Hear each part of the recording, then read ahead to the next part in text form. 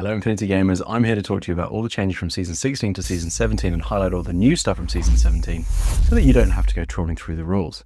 I am going to be looking down at my notes a lot, for which I will apologise straight away, but I haven't had a chance to memorise all of this, but I have got lots of notes that highlight some really interesting changes and potentially a mistake that we have yet to see. If it is, it might be intentional, but I'll point it out to you anyway so that you know what it is.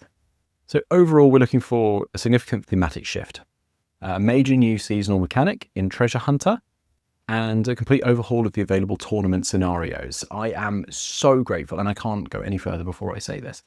I am so grateful for Corvus Belli for giving us brand new. I know that there are a couple that I carries over from previous seasons, but I am so grateful that this is basically an overhaul. There are only 10 missions, and that's one of the key shifts that we've seen, is going from 20 or so missions in Season 16, we're down to 10 in Season 17. But they're pretty much all new. Thank you so much, Corvus Belli. This is exactly what my heart desires, is new missions each season, hopefully, that mean that we kind of look back at a season and go, oh, do you know what? Season 17, oh, you can't, that one that they put in there. Can you even, oh my word, that was hectic. And then you go to another season, it's like, yeah, but this one had that one. So I love it because it's going to make the seasons unique. And so thank you so much, Corvus Belli. I'm going to stop thanking them at some point. But it's exactly what I've been asking for ages. It's the reason why my tournament in October is all using custom missions that have been community supplied, because of just seeing the same missions over and over again was a little bit heartbreaking. So I don't think I can articulate enough how grateful I am and how thankful I am. And the last thing I'm going to say before I actually go into the changes is I think this reinforces what Corvus Belli does so differently to every other gaming system, especially the big one. Listens to the community. Is actually community driven, but in the good way.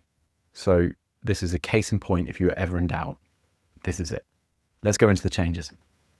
So when we look at the detailed section by section, in Season 16, we had Uncharted Horizons was the theme, with a narrative focus on the colonization of the planet Shinju, which focused on KCF. Shinden Butai followed the theme, so very narrative focused, and actually the resulting tensions on those factions. In Season 17, we're in Seekers. This is now focusing on factions secretly competing to find and control a new technology that can predict the emergence of valuable alien artifacts. Really cool. I love where this could go for a narrative. Tournament rules. I see several minor but impactful changes in this section, which, to be honest, is a section I usually skim over. Odd number of players, buys. So in Season 16, a player receiving a buy was awarded a victory worth 4 tournament points. In Season 17, that's been reduced to 3 tournament points. Very big update, I think, in that way. Tournament tiers. This is the mistake. I should have said this at the end so that you had to watch the whole video to find out where the mistake was. So the SWC, the support weapon cost values, have been adjusted. A 350-point army list had 7 SWC. In Season 17, it's 5, which I think is suspiciously close to the 250-point. Suspiciously close in that it may have been a copy and paste and maybe an error. I might be wrong, but that's my hunch. Army list submissions. So the Season 16 document refers to submitting lists on the Online Tournament Manager, or OTM. In Season 17, that changes to Corvus Sphere. Some of you would have seen that update before. That might not be news to a lot of you, but if you are going to a tournament for the first time after a break, or for the first time since Season 17, you'll notice a bit of a branding change there and a bit of a platform change. Seasonal rules. So this is the area with the most significant changes, as the core seasonal mechanics have been completely replaced. So new in Season 17, we see Seekers, not Harry Potter, Treasure Hunters. This is the flagship rule for Season 17, and it introduces the Sarchar unit, which I have definitely pronounced incorrectly. Treasure tokens are then placed on a table, open treasure as a short skill to gain random equipment, and a secure treasure optional objective. Think of it like the secure HVT, but it's for treasures. This entire mechanic is brand new. Apart from it being similar to HVT, we actually haven't seen this before. Removed from Season 16, Journalist. So in Season 16, if you played that and remember that, troopers with the Journalist, I'm looking at you, Warcore, they were considered specialist troops for the season. That has been removed for Season 17. Border Skirmishes. Season 16 had a rule allowing each player to deploy a trooper with airborne deployment into an exclusion zone once per game.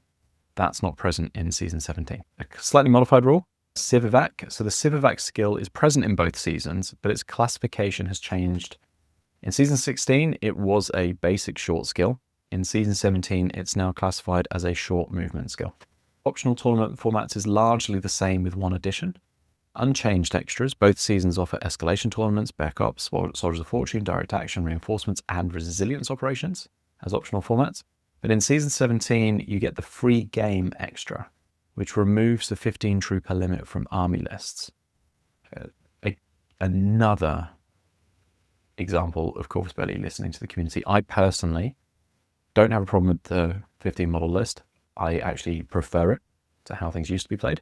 But obviously, older players, and I don't mean that in terms of age, more experienced players, more seasoned players, some of those didn't like the change to a more limited trooper count. And so the fact that they've opened this format up gives them a route to still be able to play the formats that they like. So again, Corvus Belli listening to the community. ITS scenarios. The list of standard tournament scenarios has been almost completely replaced. I've launched into this at the beginning of the video, but so scenarios that are present in both seasons, we see B-Pong, Evacuation, and Last Launch. Scenarios removed from 16, pretty much all of them. Forget them, they're done. So last season. New scenarios in Season 17. The newer seasons introduce a fresh set of missions, including Akial Interference, Corporate Appropriation, Critical Intervention, Crossing Lines, Evacuation, Hard Lock, Last Launch from last season, Provisioning and Zone of Interest. I like that. I actually enjoyed Last Launch as well, so I like the fact that it's kind of it ducked in, it ducked out. That's back. Direct Action, extra format. Obviously, that was in Season 16. We saw Annihilation, Battleground, Cutthroat, Superiority, and Uplink Center. In Season 17, the direct action scenarios are still Annihilation, Battleground, Cutthroat, Superiority. The uplink section was moved from direct action format in Season 16 to become a standard ITS scenario in Season 17. Now, when we look at those missions, those scenarios that we're talking about, the new ones, let's do a brief overview of each of those. I haven't played any of them yet. This document only launched 8 hours ago, but here's the summary, and then I'll do opinions of them once I've actually started to play them. So Akial Interference. This mission revolves around completing shared objectives while disrupting your opponent. Goal, score more classified objectives than your opponent. And the mechanics, at the start of each round, 2 common classified objectives are revealed that both players can complete. A central Akial antenna can be used by specialist troopers to either cancel an opponent's completed objective, emit Akial interference, or to replace a current common objective with a new one, filter the signal. Players also have 1 private classified objective to score. Corporate Appropriation. This scenario is about stealing the enemy's high-tech prototype while managing your own. Goal, capture the enemy's prototype objective or alternatively destroy your own. Mechanics, each player has a prototype objective on the table which can be picked up and carried. You score points for having the enemy prototype at the end of the game, with bonus points if it's in your deployment zone. A high-risk, high-reward strategy is to destroy your own prototype for 3 objective points. Additionally, players can random equipment from 2 panoplies on the table. Critical Intervention. This is an asymmetrical mission where an attacker tries to steal data from the defender. Goal for the attacker is to extract a data pack from a central server room and carry it to your deployment zone.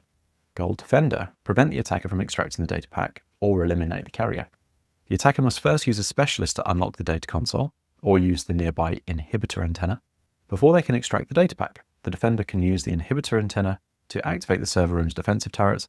Both players can also score points for dominating the server room at the end of the game. Personally love that idea. Asymmetric mission. Why don't we have more of them? Crossing Lines, a territory control mission with a unique deployment setup that encourages immediate conflict. Dominate specific areas of the table called dead zones and activate antennas. Mechanics, the table is divided into multiple zones. Each player gets a small forward deployment zone in the enemy's half of the table. Players score points at the end of each game round by having more army points inside the 2 dead zones. Additional points are scored at the end of the game by having specialist troops activate the 2 antennas located at the center line. Evacuation. The mission is a rescue operation where players must extract non-combatants from the battlefield. Familiar, it's a previous one from previous season. Goal, extract neutral civilians and enemy HVTs, high-value targets from the board.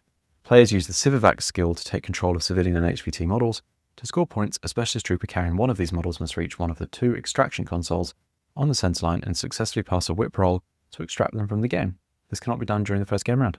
A mission focused on capturing and holding objectives, particularly the opponent's starting beacon. Goal is to control the enemy's beacon and activate more consoles than the opponent. Mechanics, each player starts with a beacon on their half of the table, which can be picked up and carried by any trooper. Players score points at the end of each game round by being the only one in contact with the enemy's beacon. Additional points are scored at the end of the game for activating and controlling the 3 consoles in the center line. Last launch. The scenario simulates an evacuation where troopers must secure an ID and get to an escape shuttle. It is a mission from a previous season, and it was a good one.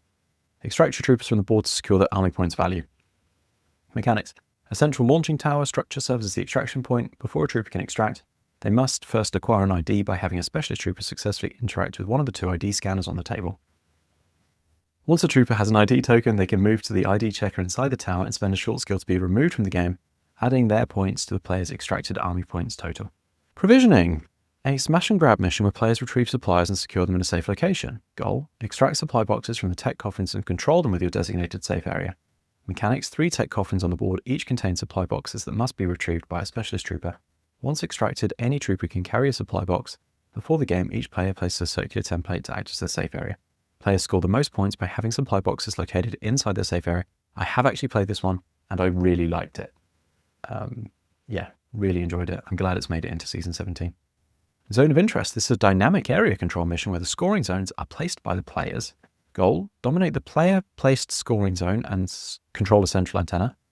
Mechanics. Before deployment, players must take turns placing 3 circular templates on the table, which become the zones of interest. 1 is the special zone of interest. Players score points at the end of each round for dominating the special zone. Points are also scored each round for activating a central communication antenna, and at the end of the game for dominating any of these 3 zones. So that is the recap. That is the difference between Season 16 and Season 17. Some major changes, some minor adjustments, and potential mistake, potentially. But I am very excited for this. I love the fact that it's a new season, and I am just blown away that Corvus Belli actually did it. I think it's been talked about for years. It's been a thing that we wanted to see for years, and I just love Corvus Belli even more because they've done it. I find it very difficult to find new ways to enjoy what Corvus Belli do for us as players, as a fan group, and yet then they go and do something like this, where they give us all new missions for a season, and I'm just awestruck. And on that note, on that bombshell, may the dice forever be in your favour.